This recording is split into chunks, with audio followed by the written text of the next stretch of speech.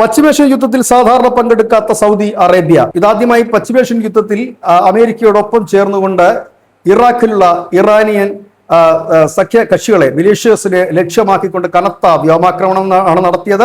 ഇതിൽ 20ഓളം ഷിയ സൈനികർ കൊല്ലപ്പെട്ടതായിട്ടൊരു വാർത്തയും പുറത്തു വരുന്നു.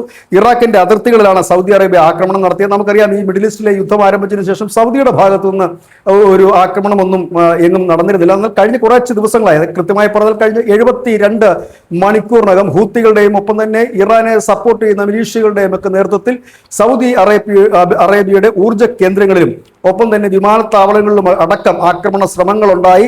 ഏതാണ്ട് 62ഓളം ഡ്രോണുകളാണ് സൗദി അറേബ്യയുടെ ഈ ഊർജ്ജ കേന്ദ്രങ്ങൾ ലക്ഷ്യമാക്കിക്കൊണ്ട് ഇത്തരത്തിൽ ഇറാഖിൽ നിന്നും ഒപ്പം തന്നെ ഈ യമനിൽ നിന്നുമൊക്കെ എത്തിയത്. ഇതിന് ഒരു തിരിച്ചടി എന്ന വണ്ണമാണ് സൗദി അറേബ്യ ഇപ്പോൾ ഒരു വലിയ ആക്രമണം നടത്തിയിരിക്കുന്നത്. സൗദി അറേബ്യ പറയുന്നത് സ്വയരക്ഷയ്ക്ക് തങ്ങൾക്ക് അവകാശമുണ്ട് എന്നും തങ്ങളുടെ രാജ്യത്തിന്റെ പരമാധികാരത്തിൽ കടന്നു കയറിയാൽ തിരിച്ചടിക്കുക തന്നെ ചെയ്യുമെന്നും പറഞ്ഞുകൊണ്ടാണ്.